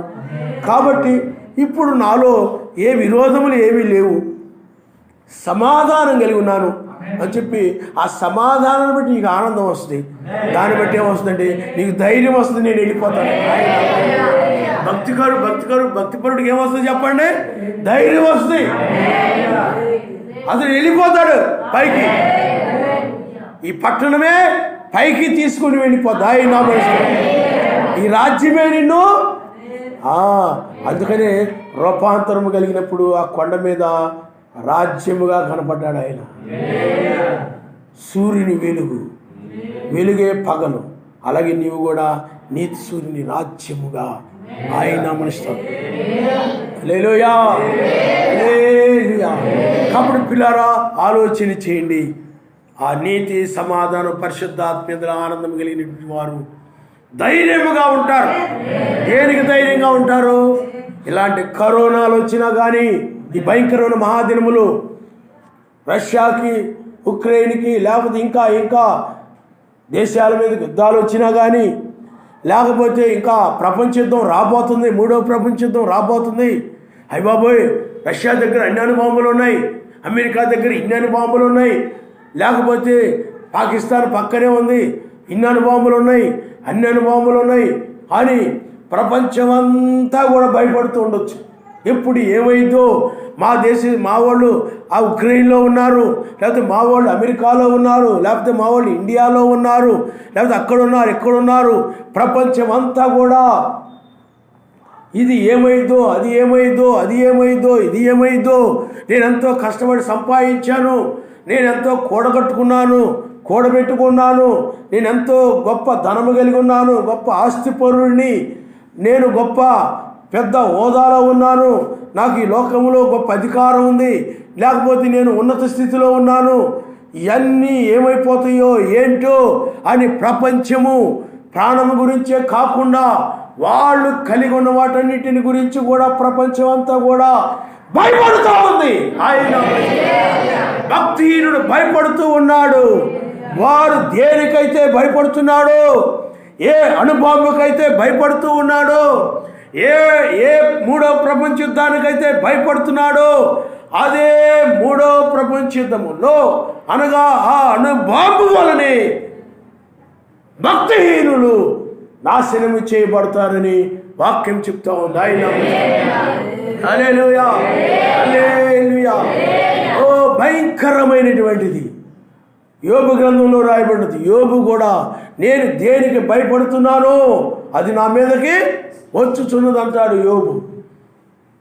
నేను దేనికి భయపడుతున్నానో అది నా మీదకి వస్తూ ఉంది అంటే అది ఒక భక్తి కలిగిన వానికి వచ్చినటువంటి శోధన. అది శోధన. ఇప్పుడు అలాంటిది కాదు, భక్తిహీనుల మీదకు రాబోతా ఉంది. అందుకనే భక్తిహీనులు భయపడుతున్నారు. ఈ భక్తిహీనులే తయారు చేసుకున్నారు ఈ యొక్క అణుబాంబులని.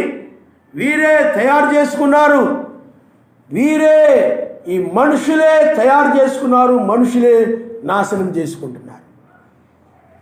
ఈ సమయం అలాంటిదని మీరు గ్రహించాలి. ప్రపంచం అంతా కూడా దేనికైతే భయపడతా ఉందో దాన్ని పొందుకోబడతా ఉంది. ఉంటుందని మనం గ్రహించగలుగుతున్నాం. ఆయన నామములో హల్లెలూయా, హల్లెలూయా. ఏనైతే పొందుకోబోతున్నావు, ఏ రాజ్యాన్ని అయితే పొందుకోబోతున్నావు, అనగా ఏ మెసేజ్ అయితే నువ్వు పొందుకోబోతున్నావు, ఆ పొందుకుంటానని విశ్వాసము, ధైర్యము నువ్వు కలిగి ఉన్నావు కాబట్టి నువ్వు ఆయన పొందుకోబోతున్నావు. విశ్వాసము. అందుకనే కుమారి బైబిల్లో రాయబడింది, నీ విశ్వాసము గల దానివై ధైర్యముగా వెళ్ళుము, నీ విశ్వాసము నిన్ను స్వస్థపరచును. విశ్వాసం అనేది ఏం చేస్తా చెప్పండి? ధైర్యాన్ని ఇస్తుంది. కాబట్టి ఇప్పుడు నీవు ఎత్తబడతానని ఒక విశ్వాసము, కొనుక్కోబడతానని ఒక విశ్వాసము, ఏమండి నీ యొక్క నీతి, నీ యొక్క సమాధానము, నీవు కలిగి ఉన్న పరిశుద్ధాత్మని ఆనందమే ధైర్యాన్ని ఇస్తుంది. హల్లెలూయా. ఎవరెవరో నీకు ధైర్యాన్ని ఇవ్వరు. నీకు అర్థమవుతుందా? నువ్వు నీతిగా జీవిస్తూ ఉంటావు కాబట్టి నీ జీవితం ఏం చేస్తే అప్పుడు నీకు ఎత్తబడతాననే ధైర్యంగా ఉంటుంది. అందరూ భయపడిపోతూ ఉంటారు. ఏమండి అందరూ భయపడిపోతున్నారంటే భక్తిహీనులంతా, ప్రపంచం అంతా భయపడిపోతూ ఉంది. ప్రపంచం అంతా భయపడతా ఉంటే ఆ 8 మంది నోహ కుటుంబం వాళ్ళు ధైర్యంగా ఉన్నారు, భయపడుతున్నారు. సొదొమ గొమొర్రాలో ప్రజలందరూ కూడా భయపడిపోతున్నారు. ఏమైపోద్దో ఏంటో అని వాళ్ళు భయపడిపోతున్నారు. లోతు మాత్రము ఏమీ భయపడలేదు. ఆయన మనుషులు హల్లెలూయా. ఈనాడు కూడా భక్తిహీనులందరూ కూడా భయపడుతూ ఉన్నారు. వారు ఏదో దేనికి భయపడుతున్నారంటే అణు యుద్ధం రావచ్చేమో, అణు యుద్ధం రావచ్చేమో. ఎందుకంటే ప్రపంచం యొక్క పరిస్థితులు అదే విధంగా కనబడతా ఉన్నాయి. అమెరికా కూడా అదే విధంగా కనబడతా ఉంది. రష్యా కూడా ఇంకా దూకుడుగా కనపడతా ఉంది. ఎందుకంటే బైబిల్ ప్రకారముగా, లేఖనముల ప్రకారముగా రష్యా ద్వారానే వాటికన్ సిటీ, అమెరికా ఇవన్నీ కూడా బూడిద కుప్పగా మారిపోతాయి. ప్రకటన గ్రంథంలో రాయబడింది 17వ అధ్యాయంలో అది మహావేశ్య, దాని యొక్క పిల్లలని, అదే 18 అధ్యాయములు దాని మీదకి ఉగ్రత రాబోతా ఉందని, ఆ యొక్క అది పొందుకునే ఉగ్రత గురించి ప్రకటన గ్రంథం 18వ అధ్యాయములో చెప్పబడింది. అది భూరాజుల నేలు పట్టణమే, ఆ వాటికన్ సిటీ గొప్ప పట్టణముగా కనబడతా ఉంది. కాబట్టి పిల్లారా ఆలోచన చేయండి. లోకము భయపడతా ఉంది. ఇంతకు ముందంతా కూడా లోకంలో నెమ్మదిగా ఉంది, భయమేమీ లేదని చెప్పుకుంటూ ఉండేవారు. ఎప్పటి వరకంటే 96కు ముందంతా కూడా, 96కు ముందంతా కూడా లోకమంతా కూడా ఏమీ భయం లేదు, ఏమీ భయం లేదు, ఏమీ భయం లేదు అని చెప్పుకుంటూ ఉండే. కానీ 96 నుండి కనుక మనం చూసినట్లయితే ప్రపంచం దురాత్మ విడవబడింది. అందుకని 96 నుండి చూడండి, ఎక్కడ చూసినా మనుషులు దయ్యం పెట్టినలా కనపడుతున్నారు. అసూయ, ద్వేషము, క్రోధము, కక్షలు, తన్నుకోటాలు, కొట్టుకోటాలు, చంపుకోటాలు, ఇవి ఎక్కువ, కోపాలు, తాపాలు, ఇవన్నీ ఎక్కువ, గర్వము, ఇవన్నీ ఎక్కువైపోయాయి మనుషుల్లో. అందుకనే పోలీస్ స్టేషన్ సరిపోవటం లేదు, జైళ్ళు సరిపోవటం లేదు. ఏమైపోయినాయి చెప్పండి? పోలీసులు సరిపోవటం లేదు. అలాగే దేశానికి మధ్య వైరం పెరిగిపోయింది. దేశానికి మధ్య కక్షలు పెరిగిపోయాయి. ఒక దేశం గర్వం పెరిగిపోయింది. అందుకనే అక్కడ సైన్యం కూడా పెంచుకుంటూ వస్తూ ఉన్నారు. అసలు కనుక ప్రపంచ దేశాలంతట్లో కూడా సమాధానం ఉందనుకోండి, సమాధానం కలిగి ఉండాలనుకోండి, ఏ విరోధములు, పగలు, కక్షలు, ద్వేషాలు, కోపాలు, తాపాలు అవేమీ లేకుండా అందరూ సమాధానంగా ఉండాలనుకోండి, పోలీస్ స్టేషన్లు అవసరం లేదు, పోలీసులు అవసరం లేదు, సైనికులు అవసరం లేదు, యుద్ధ ట్యాంకులు అవసరం లేదు, ఏమీ అవసరం లేదు. రాబోయే 1000 ఏళ్ల పాలన ఆ విధంగా ఉండబోతుంది. ఆయన హల్లెలూయా, హల్లెలూయా. ఓ ప్రజలు ఈనాడు ఈ లోకములో, అంటే ఈ భూమి మీద పేదరికముతోనూ, కష్టాలతోనూ, ఇబ్బందులతోనూ ఈ విధంగా అనేక రేట్లు ఎన్ని పెరిగిపోవడానికి కారణం ఏంటంటే గవర్నమెంట్ దగ్గర ఉన్న డబ్బు ఎక్కువ శాతము ఈ యొక్క రక్షణ కోసం ఖర్చు పెడుతున్నారు, సైనికుల కోసం ఖర్చు పెడుతున్నారు, ఆయుధాల కోసం కొనడం కోసము ఖర్చు పెడతా ఉన్నారు, వాళ్ళు తయారు చేయడం కోసం ఖర్చు పెడతా ఉన్నారు. గవర్నమెంట్ ఈ రక్షణ కోసం ఎక్కువగా ఖర్చు పెట్టడం వలన, ఎక్కువ డబ్బుని దానికి ఖర్చు పెట్టడం వలన ప్రజలకి తక్కువగా ఖర్చు పెడుతున్నారు. అందువల్లనే తక్కువ కేటాయిస్తున్నారు. అందువల్ల రేట్లన్నీ విపరీతంగా ఉంటున్నాయి. అన్ని ప్రజలకు అన్నీ చూడలేకపోతున్నారు, అన్నీ చేయలేకపోతుంది గవర్నమెంట్. ఎందుకంటే డబ్బు ప్రజలకు చక్కగా చేయగలిగినంత డబ్బు ప్రభుత్వం దగ్గర లేదు. అందుకని చాలా ఇబ్బందుల్లో ఉన్నాయి ప్రపంచ దేశాలు. కారణం ఏంటంటే ధనమంతా కూడా రక్షణ కోసం ఖర్చు పెడుతున్నాయి గవర్నమెంట్లంతా. పోటీగా అమెరికా దగ్గర ఉన్నాయంటే మన దగ్గర ఇంకా ఎక్కువ ఉండాలి, అప్పుడే మనం అంటే భయపడతారు. అణుబాంబులు ఎక్కువ ఉంటే మనం అంటే భయపడతారు. మన దగ్గర ఎక్కువ ఉన్నాయంటే, టెక్నాలజీ మన దగ్గర ఎక్కువ ఉందంటే ప్రపంచ దేశాలు భయపడతాయి. అంటే ఇతరులను భయపెట్టడం కోసమే, బెదిరించడం కోసమే ఇతర దేశాలు పక్కనున్న దేశాలు భయపడాలి. మనల్ని చూసి మన మీదకి రాకుండా ఉండాలంటే, మన మీద దాడి చేయకుండా ఉండాలంటే, మనం అంటే భయం ఉండాలంటే ఈ అణు సామర్థ్యం మన దగ్గర ఎక్కువ ఉందనుకోండి, అణ్వాయుధాలు మన దగ్గర ఎక్కువ ఉన్నాయి అనుకోండి, ప్రపంచ దేశాలను కూడా భయపడతాయి. సైనికులు కూడా మన దగ్గర ఎక్కువ ఉన్నారనుకోండి భయపడతారు. టెక్నాలజీ ఎక్కువ ఉందనుకోండి భయపడతారు అని చెప్పి ఒకరిని భయపెట్టడానికి ఒకరు ఆయుధాలు పెంచుకుంటూ పోతూ ఉన్నారు. యుద్ధ ఆయుధాలు పెంచుకుంటూ పోతున్నారు. ఇవి దేనికి అనంటే ప్రపంచ నాశనానికి, లేఖనం యొక్క నెరవేర్పుకే, ముగింపులో ఉన్నామని. ప్రపంచము భయపడవచ్చు. మూడవ ప్రపంచ యుద్ధం, అణుబాంబులు, సైన్యానికి యొక్క బీభత్సాలకి, లేకపోతే రకరకాల దాడులకి, వాటికి వీటికి ప్రపంచం భయపడవచ్చు. భక్తిహీనులు భయపడవచ్చు, మత్స్యా సంఘాలు భయపడవచ్చు, రోమన్ క్యాథలిక్ సంఘాలు భయపడవచ్చు. ఏమైందో ఏంటో ఏమండి, పెంతెకోస్తు సంఘాలు భయపడవచ్చు, లూథరన్ సంఘాలు భయపడవచ్చు, బాప్టిస్ట్ సంఘాలు భయపడవచ్చు. అవన్నీ కూడా భక్తిహీనమైన సంఘాలు. ఈ సంఘాలన్నీ భయపడవచ్చు, ఈ లోకమంతా భయపడవచ్చు, అన్ని జనులు భయపడవచ్చు. కానీ ఈనాడు మనము ధైర్యంగా ఉన్నాం. కారణం ఏమిటంటే మన సొంత నివాసములకు మన సొంత నివాసంలో మనం ప్రవేశిస్తున్నాం. అందుకనే ఇది శిథిలమైపోయే శరీరమును విడిచిపెట్టి శిథిలము కానిది ఒకటి ఉంది. అది 2 కొరింథీయులకు రాసిన పత్రిక 5వ అధ్యాయంలో చెప్పబడతా ఉంది. అది పరలోకము నుండి వచ్చేటువంటి ఆ నివాసము, దీనిపైన ధరించుకొని అపేక్షించుకుంటున్నాడు. ఆ నివాసమే మన నివాసం ఏమిటి చెప్పండి? నూతన యెరూషలేము. ఈ శరీరం ఏమైపో చెప్పండి? నూతన యెరూషలేము అని అంటే ఆ రాజ్యానికి సంబంధించి నీతి, సమాధానం, పరిశుద్ధాత్మ, ఆనందంతో నడిచే శరీరముగా మారిపోతుంది. అప్పుడు ఈ శరీరము ఒక నూతన యెరూషలేముగా ఉంటుంది. ఇది ఆయన యొక్క, అందుకని నా బైబిల్లో మనం చూస్తే మీరే నా ఆలయమై ఉన్నారని ఉంది. మీరే నా ఆలయమై ఉన్నారు.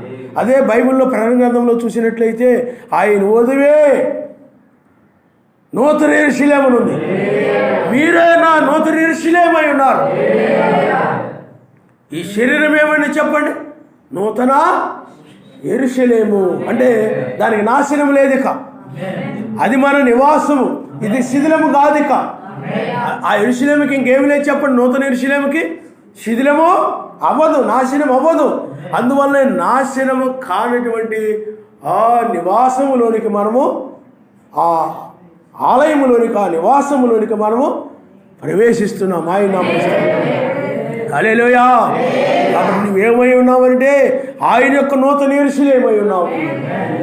ఆయన నీలో నివసిస్తూ ఉన్నాడు. అందుకనే నీలో ఆయన ఉన్నాడంటే, షాలేము రాజు ఉన్నాడంటే నీ జీవితంలో, నీ హృదయంలో నీవు షాలేము రాజు యొక్క నివాసముగా నీవు ఉన్నావంటే అప్పుడు ఈ శరీరం ఏమవుతానంటే నీతి, సమాధానం, పరిశుద్ధాత్మ ఆనందముగా ఉంది. అందుకని పరిశుద్ధాత్మ ఇప్పుడు నీ హృదయములో, లేకపోతే వేకు నక్షత్రంగా షాలేము రాజు సమాధానకర్త నీ హృదయంలో ఉన్నప్పుడు నీ శరీరం ఏమైంది, నీవేమై ఉంటావనండి? నీతి, సమాధానము, పరిశుద్ధాత్మ ఆనందమై ఉంటావు. ఈ శరీరాన్ని ఏలేదు ఎవరు చెప్పండి? అప్పుడు రాజు నీ హృదయంలో ఉన్నాడు. ఆ రాజు షాలేము రాజు. ఆ షాలేము రాజు ఆ పట్టణంలో ఉన్నప్పుడు ఆ పట్టణంలో నీతి, సమాధానం, పరిశుద్ధాత్మ ఆనందం ఎలా ఉందో అలాగే ఆ షాలేము రాజు నీలో ఉన్నప్పుడు కూడా నీ ఈ శరీరము కూడా, ఆ శరీరం అనే పట్టణము కూడా నీతి, సమాధానము, పరిశుద్ధాత్మ ఆనందంతో నడుస్తూ ఉంటుంది ఈ శరీరం. ఆయన హల్లెలూయా. అతి అవయవాలు కలిగిన శరీరం ఇది. నీతి కలిగిన శరీర అవయవాలు, సమాధానం కలిగిన అవయవాలు, పరిశుద్ధాత్మ ఆనందించే అవయవాలు, అట్టి శరీరం ఇది. ఆయన నామమున హల్లెలూయా. అందుకనే నీవే ఆయన ఆలయము అనగా నూతన యెరూషలేము, నీ రాజు నీలోనే ఉన్నాడు. ఆయన నామమున హల్లెలూయా. కాబట్టి పిల్లారా, ఇప్పుడు నీవు ధైర్యముగా ఉంటావు. మనకు భయం లేదు. లోకం మీదకి ఏదైనా రాని, ఏమైనా అని, ఏదైనా జరగని. ఎందుకనంటే మనల్ని ఆయన తప్పించడానికి వచ్చాడు కాబట్టి, మనల్ని ఆయన తప్పించడానికి వచ్చాడు కాబట్టి ఆ మూడవ ప్రపంచ యుద్ధము నుండి, ఆ శ్రమకాలము నుండి, ఆ ఉగ్రత నుండి, ఆ 3.5 సంవత్సరం జరిగే భయంకరమైనటువంటి ఆ బీభత్సము నుండి తప్పించడానికి వచ్చినందుకు మనకు ధైర్యము కలిగి ఉన్నాం. మిగతా వాళ్ళకి అది లేదు. మనకు ఒక ఆదరణ ఉంది. చూడండి, మీకు ఒక ఆదరణ కలిగినట్లు అంటాడు. అందుకనే మనము 3 రకాలుగా మనం ఆదరించబడుతున్నాం. మీరు చూడండి ఒకసారి 1వ దశలు రాసిన పత్రిక, ఆర్భాటము, ప్రధానతో శబ్దము, పూరధ్వని. చూడమ్మా,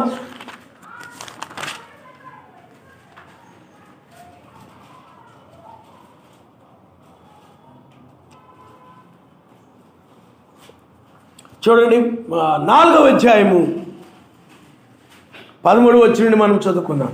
సహోదరులారా, నిరీక్షణ లేని ఇతరుల వలె మీరు దుఃఖపడకుండా నిమిత్తము నిద్రించుతున్న వారిని గూర్చి మీకు తెలియకుండా నాకు ఇష్టం లేదు. మెస్సయ్య మృతి పొంది తిరిగి లేచినని మనము నమ్మిన యెడల అదే ప్రకారము మెస్సయ్యనందు నిద్రించిన వారిని సర్వశక్తిమంతుడు ఆయనతో కూడా వెంట పెట్టుకొని వచ్చును.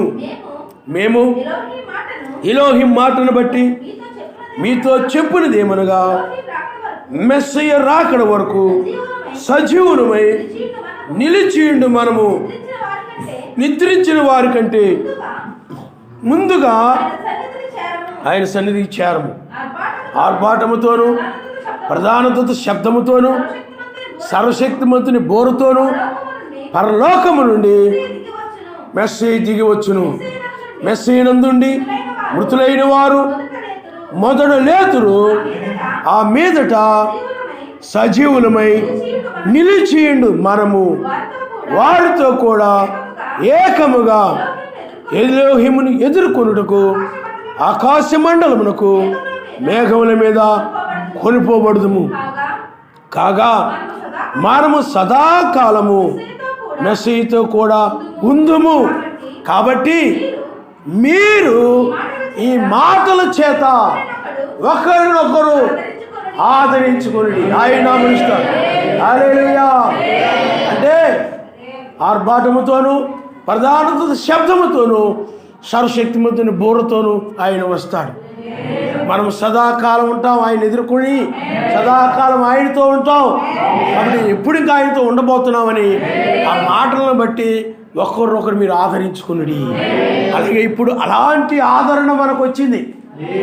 అలాంటి ఆదరణ, అందువల్లే మనం ధైర్యంగా ఉంటున్నాం. ఈ మాటల ద్వారా మనం ఆదరణ పొందుతున్నాం. ఈ వర్తమానం ద్వారా మనం ఆదరణ పొందుతున్నాం. సదా ఆయనతో ఉండబోతున్నామని, ఆయన కలుసుకోబోతున్నామని, ఆయనతో ఉండబోతున్నామని కాదు. ఎందుకనంటే ఆర్భాటము, 7వ దూత వర్తమానం, బోరధ్వని, అదే ప్రధాన దూత శబ్దము, మృతులు సజీవులు లేపబడడం. అందుకని తెల్లవారుజామున ఆర్భాటము ఏమండి, అది 7వ సంఘకాలంలో అనగా సాయంకాలంలో. అదే ఈ తెల్లవారుజామున ప్రధాన దూత శబ్దము, బోరధ్వని, ఈ 3 వినబడుతుంది. ఆర్భాటం అయిపోయింది. ఇప్పుడు బోరధ్వని, ప్రధానతో శబ్దం. అందుకనే మృతులు సజీవులు ఏకంగా కొనిపోబడతారు, వెళ్ళి మధ్యాకాశంలో కలుసుకుంటారు. అందుకని ఆయన మధ్యాకాశానికి వచ్చే ముందుగా ఈ 3 ఇక్కడ కనపడతా ఉన్నాయి. ఆదరణ పొందుతున్నాం మనం. ఆదరణ అంటే ఎవరైనా నిన్ను వచ్చి నువ్వే కష్టాల్లో ఇబ్బందుల్లో ఉన్నప్పుడు ఎవరైనా నిన్ను ఆదరించారనుకోండి, ఆ మాటల వల్ల నువ్వు ఏం పొందుతావు చెప్పండి? ధైర్యం పొందుతావు, నెమ్మది పొందుతావు. ఏమండి? ఆదరణ అంటారు దాన్ని. అలాగే ఇక్కడ కూడా మనల్ని ఆదరిస్తున్నాడు ఆయన. ఇంక ఈ ప్రపంచం మీదకి ఉగ్రత రాబోతా ఉంది. మీరు నా ప్రజలు, నా వారు, నా రాజ్యంలో నాతో సదా మీరు ఉంటారు. ఆ మాటలను బట్టి ఈనాడు మనకు ఆదరణ కలుగుతూ ఉంది. ఆయన హల్లెలూయా, హల్లెలూయా. లోకానికైతే అలాంటి ఆదరణ లేదు. ఇప్పుడు లోకానికి ఆదరణ ఉందా? ఉగ్రత రాబోతుందమ్మా, ఈ తెల్లవారుజాము మీరు లోకాన్ని విడిచిపెట్టేసి మీరు ఈ పట్టణంలో ప్రవేశించండి, ఇదిగో మధ్యాకాశానికి ఆయన వస్తున్నాడు, మీరు ఆయన ఎదుర్కొంటారు, ఇంకా ఆయనతో ఉంటారు. ఈ తెల్లవారుజాములోనే ఆయన ఎదుర్కొనేది. అలాంటి మాటలు ఏమైనా ఉన్నాయి ఏ సంఘాల్లోనైనా? ఏమండి? ఇలాంటి ఆదరణ మాటలు రోమన్ క్యాథలిక్ సంఘంలో ఉన్నాయా? బాప్టిస్ట్ సంఘంలో ఉన్నాయా? పెంతెకోస్తు సంఘంలో ఉన్నాయా? లేవు. ఆయన నామనిస్తాడు. హల్లెలూయా, హల్లెలూయా. అందుకని మనం ఈనాడు ఆయన చేత మనం ఆదరణ పొందుతున్నాం.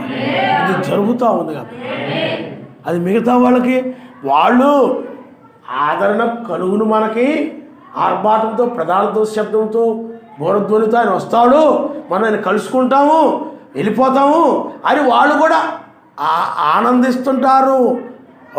ఆదరణ పొందుతుంటారు, వెళ్ళిపోతాంలేమ్మా అనుకుంటుంటారు, మీటింగుల్లో చెప్పుకుంటారు, అన్నీ చెప్పుకుంటారు. కానీ బైబిల్ చెప్తుంది భ్రమపరచు ఆత్మ అని చెప్తుంది. అదే ఆత్మ చెప్పండి? భ్రమపరుస్తుంది. అది పరలోకి వెళ్ళేలాగానే, నిజమైన భక్తి చేస్తున్నట్టుగానే, నిజమైన మార్గంలో ఉన్నట్టుగానే, సత్యంలో ఉన్నట్టుగానే అది భ్రమపరుస్తూ ఉంటుంది. కానీ అది వాక్యానికి సరిపోదు, కాలానికి సరిపోదు. వాళ్ళు అలా చెప్పుకుంటూ ఉంటారు.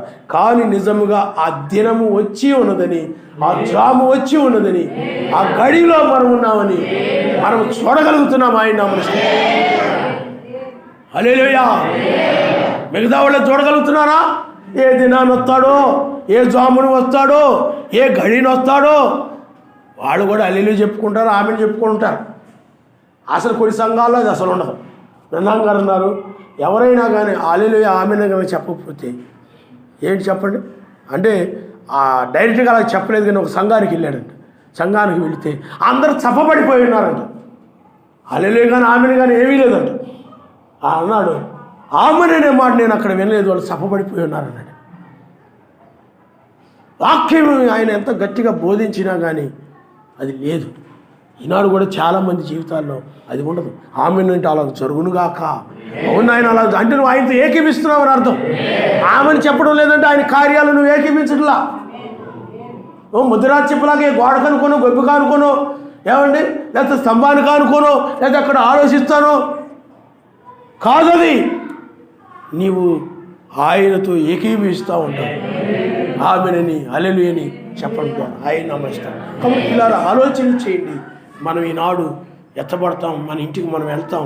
ఇది ఆ సమయమే మన సొంత. ఎందుకంటే మనం ఇక్కడ ఒక యాత్రికులమే. యాత్రికుడు లోకంలో ఏది కూడా తనదని అనుకోడు. నువ్వు ఎవరన్నా మీ వాళ్ళు ఎవరో ఉంటారు ఎక్కడో, అక్కడ ఉన్నప్పుడు మీరు వాళ్ళ దగ్గరికి వెళ్ళినప్పుడు అక్కడ వాళ్ళని ఏదో పలకరించి ఆ ఊళ్ళో 2 రోజులు 3 రోజులు 4 రోజులు ఉంటారు, మరి మామూలుగా వచ్చేస్తారు. అంతేగాని అక్కడంతా నాది అనుకుంటారు. మీరేదో వైజాగ్ వెళ్ళారు, ఏదో చూసొద్దామని. ఆ వైజాగ్ వెళ్ళిన తర్వాత వైజాగ్ అంతా నాదే అనుకుంటారు. అక్కడికి వెళ్ళి అనుకోను. అక్కడున్నా కానీ నాకు ఒకటి ఉంది, కాకినాడలో ఒకటి ఉంది, నేను అక్కడ ఉన్నాను అనుకుంటాను. అలాగే ఇక్కడ కూడా ఈ లోకము కూడా నువ్వు యాత్రికుడు కాబట్టి, యాత్రికురాలు కాబట్టి నీవు కూడా ఈ లోక సంబంధమైనది ఏది కూడా నాదని అనుకో. అదే నాదనుకుంటావు. అలా అనుకునేవాడే దాన్ని పొందుకుంటారు. ఈ లోకంలో ఏదైనా నాదనుకునేవాడు ఎక్కడే ఉండిపోతారు. ఈ లోకంలో ఏదైనా ఏమండి నాదని అనుకునేవాడు ఏమైపోతాడు చెప్పండి? నీది కదా, నువ్వు నీది ఎక్కడ ఉందో నువ్వు అక్కడే ఉండిపోతాడు. అది నాదనుకుంటున్నావు కదా, ఎందుకంటే విశ్వాసాన్ని తెలియజేస్తుంది. అక్కడికి వచ్చాను, ఆయన నామనిష్టం. హల్లెలూయా. మనకి నాడు ఏం కలుగుతుంది చెప్పండి? ధైర్యము కలుగుతూ ఉంది. ఈ భక్తిహీనులు కలిగి నువ్వు కూడా భక్తిహీనత్వంలో ఉన్నట్లయితే నీకు ఆ ధైర్యం ఉండదు, ఎత్తబడతాననే ధైర్యం ఉండదు. ఆ మూడో ప్రపంచ యుద్ధంలో నశించిపోతానేమో, ఆ యుద్ధంలో నేను ఎందుకంటే భయపడుతుంటాడు. భక్తిహీనుడు ఏమైపోతాడంటే నేను విడిచిపెట్టబడతాను. నాకు డౌటే లేదు, ఎందుకంటే నాకు సరైన ప్రార్థన లేదు, నేను నిజంగా వాక్య ప్రకారం నేను లేను, ఖచ్చితంగా విడవబడతాను. అతడికి ఆ విధమైన తలంపులు వచ్చేస్తూ ఉంటాయి. మీకు అర్థమవుతుందండి? నేను శ్రమల్లో పడిపోతాను, నేను ఎలాగ నరకంలోకి వెళ్ళిపోతాను, నా జీవితం నాకు అర్థమైపోతుంది, నా ఆలోచనలు నాకు అర్థమైపోతున్నాయి, ఎందుకంటే నాలో సరైన భక్తి లేదు, సరైన ప్రార్థన లేదు అని అర్థమైపోతూ ఉంటుంది. భక్తిహీనుడు కూడా అలాగే, భక్తిహీనులకు కూడా అలాగే. లోకంలో కూడా క్రైస్తవులు ఉంటారు చాలామంది, వెళ్ళిపోతాం అనుకుంటారు, వాళ్ళు వెళ్ళిపోరు. అందుకని వేషధారి అంటాడంట, వెళ్ళిపోతాను అనుకుంటాడంట, కానీ వెళ్ళడు. అవిశ్వాసికి తెలుసు అంట, నేను అవిశ్వాసిని, నశించిపోతాను. విశ్వాసి అంట వెళ్ళిపోతాను అనుకుంటాడు, వెళ్తాడు. ఆయన నామనిస్తాడు. హల్లెలూయా, హల్లెలూయా. కాబట్టి ఆలోచన చేయి. ఓ ఆయన యొక్క వర్తమానం మనల్ని ఆదరించు వర్తమానము, ఆయన మాటలు మనల్ని ఆదరిస్తూ ఉంటాయి. అందుకని కాబట్టి మీరు ఈ మాటల చేత ఒకరినొకరు ఆదరించుకుని అన్నాడు. అవి ఏ మాటలు? అవి మెస్సీ యొక్క మాటలు, ఆయన రాకడానికి సంబంధించిన మాటలు. అదే ఇప్పుడు జరుగుతున్నప్పుడు ఎంత ఆదరణో ఏమండి, మిగతా వాళ్ళకైతే ఆదరణ ఉండదు. కాబట్టి పిల్లరా, లోకమైనట్లయితే యుద్ధాలకు భయపడతా ఉంది. క్రైస్తవ దేశాలు, అవన్నీ దేశాలు కూడా భయపడతా ఉన్నాయి. ఆనాడు నవకాలంలో ప్రజలందరూ భయపడ్డారు. ఆ జలప్రళయం వచ్చినప్పుడు భయపడిపోయారు, లోతు కాలంలో భయపడిపోయారు. ఆ యొక్క చిన్న చిన్నగా ఆరంభమైంది. వర్షం ఒకేసారి ఆరంభం కాదు, ఒకేసారి వర్షము ఒకేసారి రాలేదు, కొద్దిగా అలా పెరుగుతూ వచ్చేసింది. ఇప్పుడు కూడా మూడో ప్రపంచ యుద్ధం కూడా ఒకేసారి రాదు.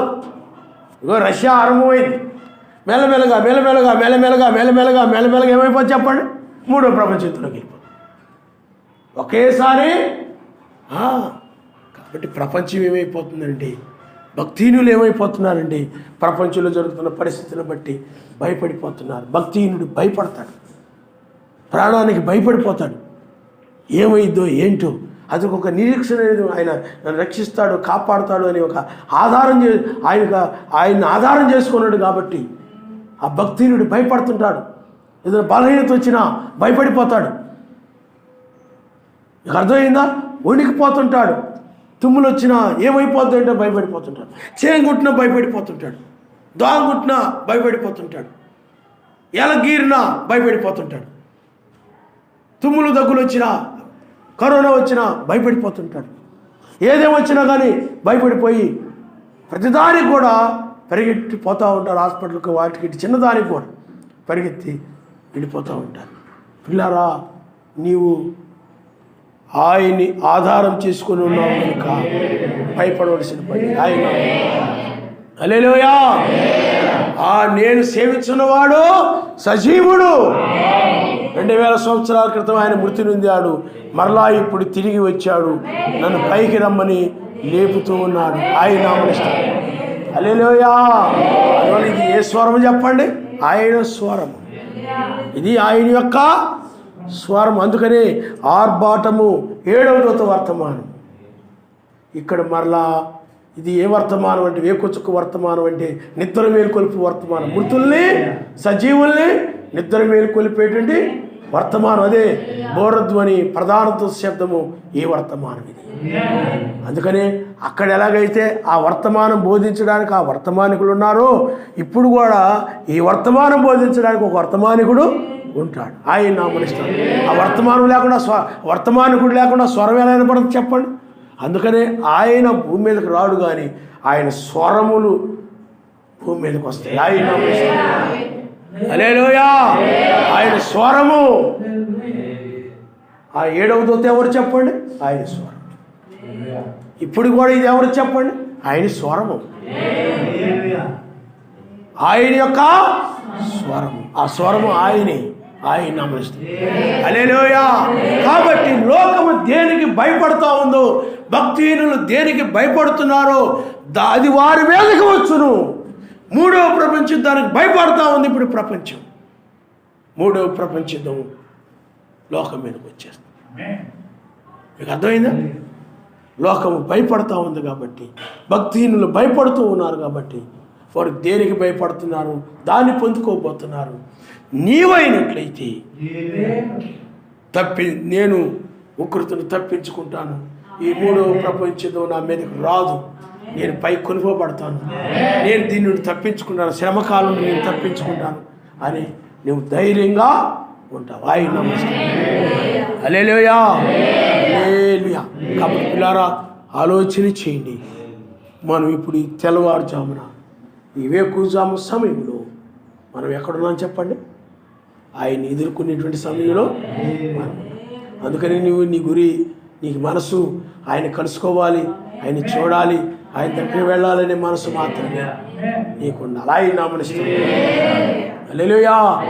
అందుకని నీవు మారిపోయినప్పుడు, నీ శరీరం మారిపోయినప్పుడు, అంటే నీ శరీరం మాట అంతరంగ పురుషుడు మారిపోయినప్పుడు నీకు వెళ్ళిపోవాలనిపిస్తుంది. ఇంకా ఈ భూ సంబంధం వాటి మీద నీకు మనసు ఉండదు. రేపు కాకు చూడండి, మారిపోయింది ఆమె. తెల్లవారుజాము వచ్చేటప్పటికి ఏమైపోయింది చెప్పండి? మారిపోయింది. ఎవరి మాట తీసుకోవట్లేదు ఆమె. నేను అడుగుతాను అంటలేదు ఆమె.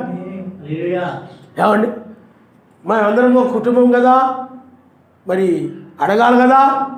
అడగడం లేదు ఆయన, ఏం అడగడం లేదు. ఆయన రమ్మన్నప్పుడు వెళ్ళిపోవడం అంతే. ఆయన రమ్మన్నప్పుడు నువ్వేం చేయాలి చెప్పండి? ఎందుకంటే ఆయన సజీవుడు, నిన్ను సృష్టించిన సృష్టికర్త.